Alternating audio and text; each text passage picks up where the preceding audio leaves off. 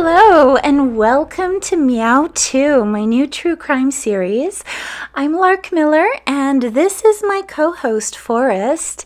And, in case we don't know each other, I'm a stand-up comedian and now I am an advocate. We're going to be discussing the notorious Atlas Animal Hospital in Vancouver, which is rumored to be an animal hospital of horrors. My beloved cat, Tiger Lily, died at the Atlas Animal Hospital last summer under mysterious and suspicious circumstances. After her death, I found out that there were other victims. There are hundreds of other victims, and there have been decades-long legal battles. And I've come to believe that not only has justice not been served, but I believe that justice is actively being obstructed by a group of people in the highest of authority.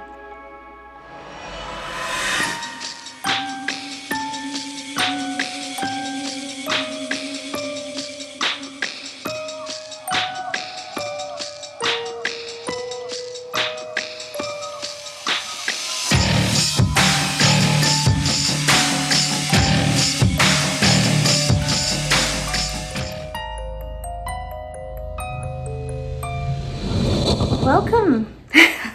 There is cat hair all over the place. Welcome back. I hope you're not allergic to cats. My goodness. If you're enjoying the Meow 2 podcast, go ahead and hit that subscribe button and the notification bell so that you do not miss an episode. I should let you know before we go any further that Meow 2 episodes explore serious and sometimes disturbing events. So if you're a sensitive viewer, please be aware of that. It was last summer, the summer of 2022, and we had just had this sudden heat wave, and I was really worried about Tiger Lily, and it was late one night and I was concerned that she might be dehydrated. I stumbled across the website for Atlas Animal Hospital in Vancouver, and they advertised emergency care 24 hours a day and $30 examinations 24/7. I called them to see if they treated dehydration, and they assured me they did, and they told me that they would treat Lily immediately. The story changed when we arrived, and long story short, Tiger Lily was never administered the fluids that I had rushed her to the hospital for, and she never received that $30 advertised examination or any examination at all. Instead, she was subjected to what I believe were harmful and unnecessary procedures.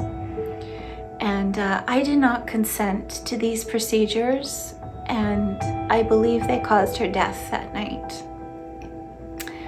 I was also charged over $1,000 by Atlas.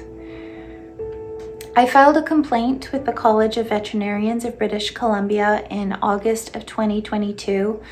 I accused Atlas of marketing fraud, extortion, billing fraud, fabrication of medical records, and medical negligence, as well as other things.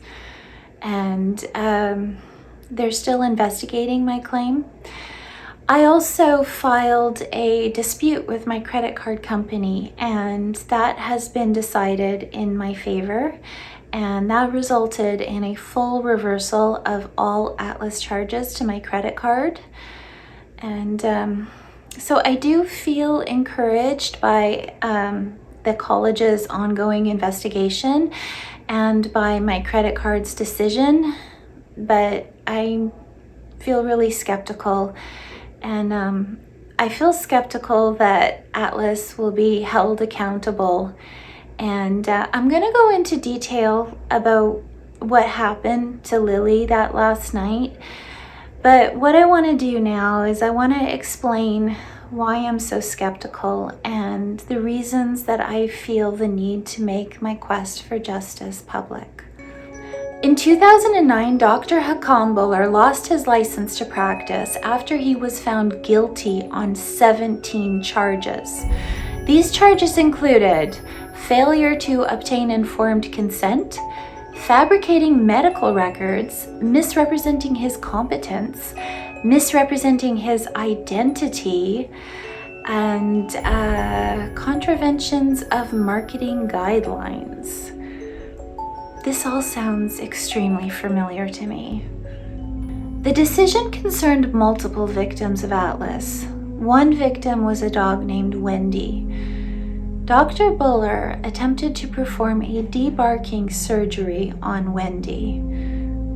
He was completely incompetent to perform this surgery, and he never obtained informed consent to perform the surgery, and it resulted in Wendy's death.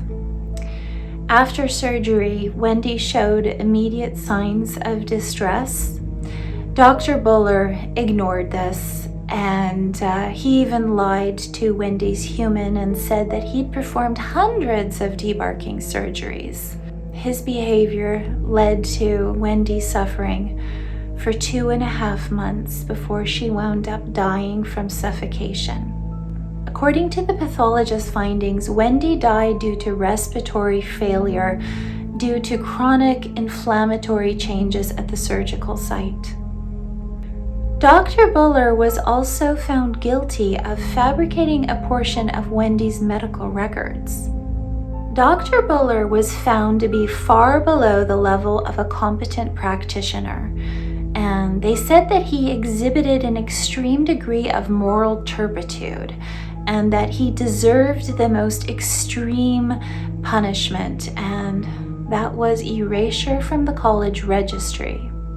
Dr. Buller then filed a petition for a judicial review of the decision. The college successfully defended their decision in our province's highest court, the BC Court of Appeal.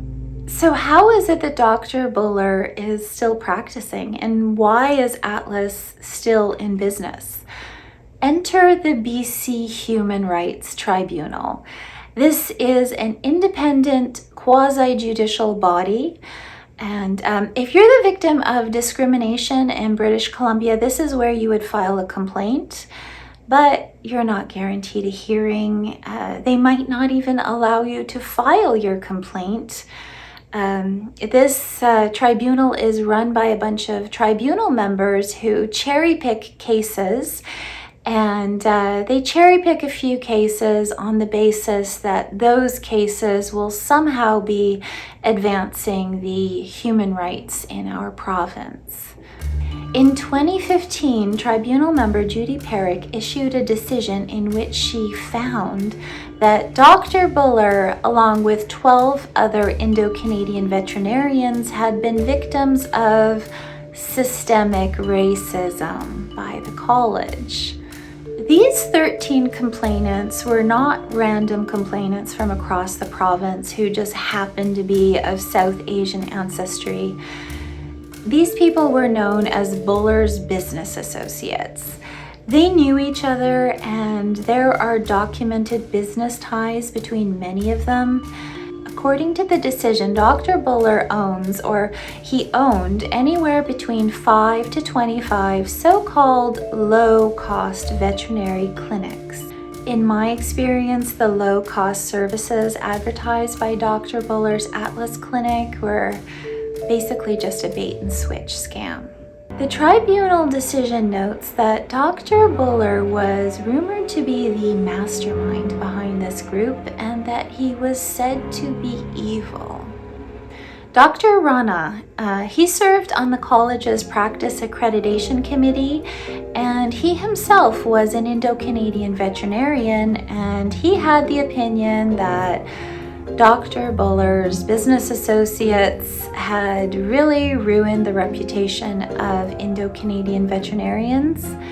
Dr. Rana filed at least 5 complaints against the associates, and he published an open letter in a veterinary magazine And this was endorsed by 26 other Indo-Canadian veterinarians, and they all said that they had never experienced discrimination or any unfair treatment by the college. Dr. Buller reportedly threatened to harm Dr. Rana and his family. Dr. Rana told those in the college that he was living in fear. Tribunal member Judy Perrick stated that Dr. Rana had overstated the threats to his safety, and she said that Dr. Rana was not a credible witness. She also accused Dr. Rana of making these allegations in order to undermine Dr. Buller's professional reputation. And she accused Dr. Rana of being biased against these so-called low-cost vet clinics. In examining Member Perrick's decision, I found her negative view of Dr. Rana completely baseless and biased. The college had a policy of publicly listing complaints against veterinarians on their website. Dr. Rana and other veterinarians were in support of this, and they believed that it was in the interest of public safety. Once again, Member Perrick disregarded Dr. Rana's testimony, and she stated that this had the effect of targeting Indo-Canadian veterinarians who made up 9 of the 10 veterinarians identified with complaints on the website. Throughout the tribunal decision, Perrick downplayed the complaints against Dr. Buller. She referred to them as rumors and anecdotes, and she really painted Dr. Buller as being the real victim here. According to Member Perrick, unscheduled inspections done based on unsubstantiated rumors were evidence of racism. Was this her smoking gun? Were Buller's business associates being targeted by racist inspectors? Or were they inspected more frequently because they made up the majority of the complaints? The college was scolded for investigating complaints, and Member Perrick chastised the college for not taking steps to, quote, dispel the rumors that were circulating at the time.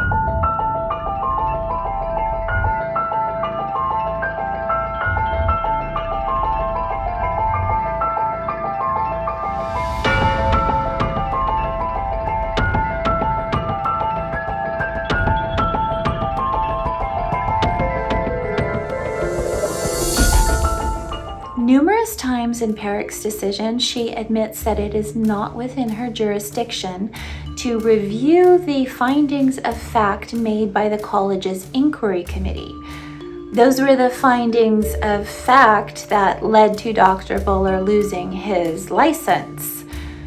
Perrick pledged, "I will not engage in a process that would suggest I'm usurping the court's role in a judicial review of the inquiry committee's decision." Despite Member Perrick's emphatic protest to the contrary, she didn't stay in her lane. Perrick challenged the college's decision to charge Dr. Buller for multiple contraventions of the Veterinarians Act. Perrick took issue with the decision to pursue a charge against Dr. Buller for his failure to obtain informed consent before performing or attempting to perform that botched debarking surgery on Wendy.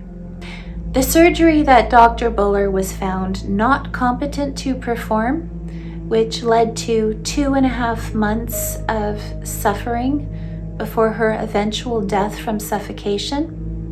Perrick also stated that I wasn't persuaded that a person could be charged about what's said after surgery. Perrick completely neglected to mention Wendy's suffering and her eventual death. She just completely trivialized the decision to pursue charges against Dr. Buller for what he did to Wendy.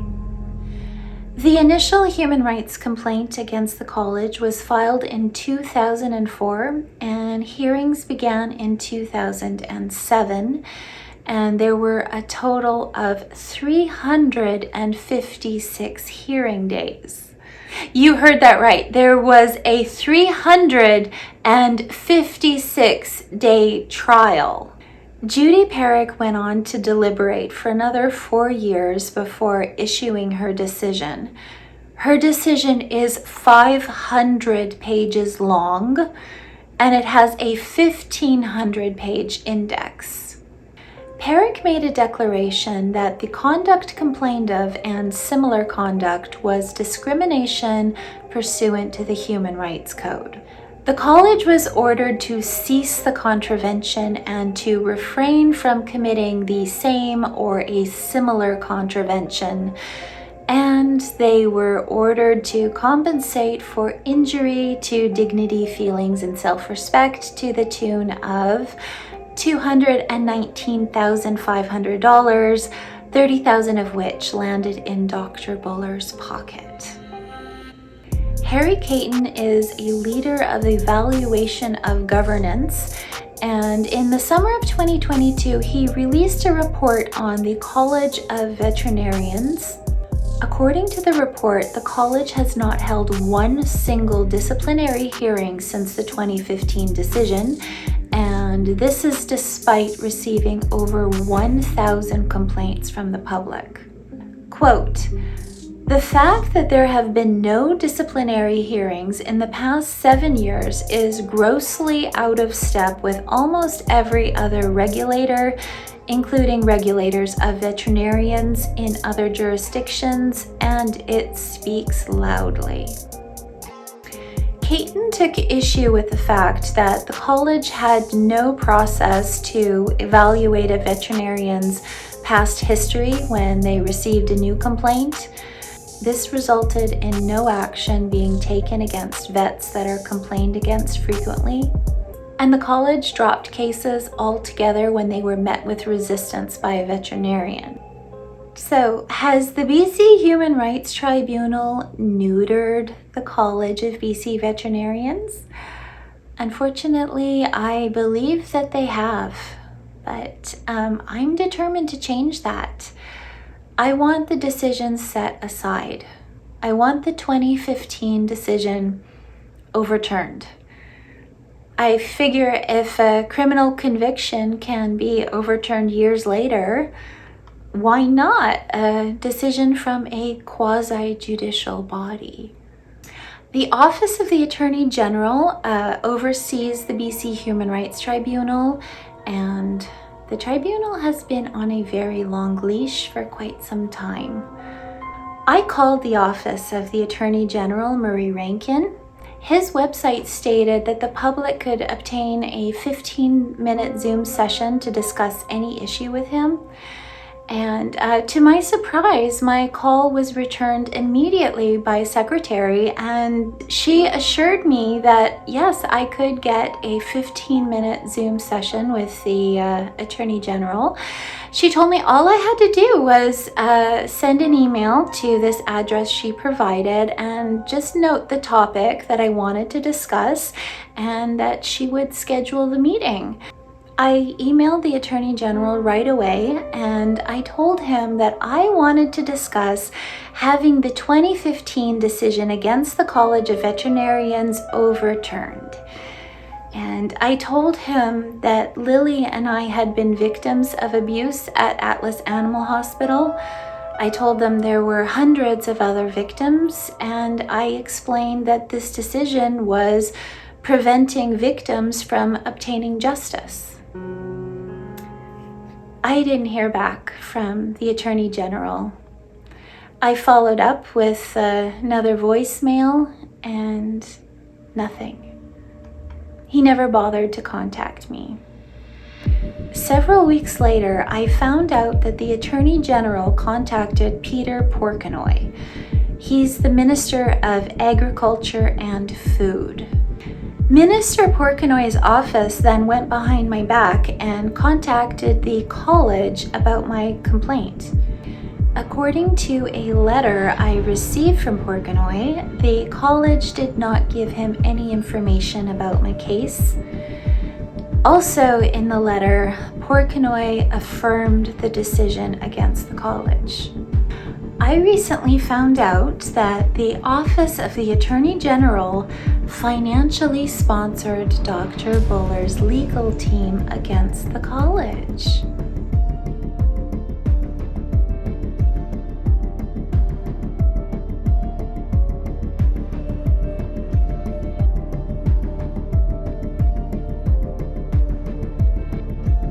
Is this why the Attorney General declined to speak with me? And is this why the Minister of Agriculture meddled in my complaint? I also found out that the Office of the Minister of Agriculture chose sides in this matter a really long time ago. It was November 12th, 2015. Former Minister Norm Letnick issued a statement in which he said, "I am disappointed with the College of Veterinarians' decision to challenge the findings of the BC Human Rights Tribunal. The college is privately funded by veterinarians, and in order to cover their legal cost against Buller and Associates, they had to levy thousands of dollars from individual veterinarians who are not even involved in this case. Ultimately, the college was unable to challenge the tribunal decision against them. In my opinion, this has left pets completely vulnerable to unscrupulous veterinarians." Have you ever been bullied? I have. And in my experience, when you give in to a bully, they do not go away. They become more brazen. It should come as no surprise that the tribunal has continued to pursue the college for racism. They accepted a 2017 complaint from 4 veterinarians who once again allege that they are being discriminated against by the college. One of the 4 is Dr. Johar, and according to the 2015 decision, he is rumored to be a loyal lieutenant of Dr. Buller, and he was one of the original 13 claimants. This complaint has been with the tribunal for 6 years, and I'm quite concerned about it. I'm really concerned that another decision against the college could just wind up leaving pets and their humans even more vulnerable to unscrupulous vets. How much of our taxpayer resources are going into prosecuting the college for racism? Is the Office of the Attorney General once again financially sponsoring the legal team against the college? I estimate that our government has spent millions of dollars over the last 20 years prosecuting the college for discrimination. Meow Too is a play on words. It's a play on Me Too, and the Me Too movement had this huge effect on the entertainment industry. Harvey Weinstein is serving 23 years in prison. It shocked me when I heard that he was criminally charged. I wasn't shocked by the allegations, but I was shocked that he was being held accountable. I'd heard so many stories about him. Everybody heard stories about him. But Harvey Weinstein was untouchable. I asked a lot of people in Hollywood, why? Why now? Why was Harvey Weinstein all of a sudden being held accountable for what he'd done? From what I was told, he became a liability. At some point, people could no longer do business with Harvey. And just like that, he was no longer untouchable. Tiger Lily's death is more than a rumor or an anecdote which needs to be dispelled. I'm going to tell her full story in the next installment of Meow Too, and I really hope that you'll join me for that. Don't forget to subscribe to my channel, and there are links in the description for my social media. And if you want to support my journalism, there are also links there, and I have links for merchandise as well. You can also support me by commenting, liking, and sharing this video. Thank you so much for joining me, and until we meet again.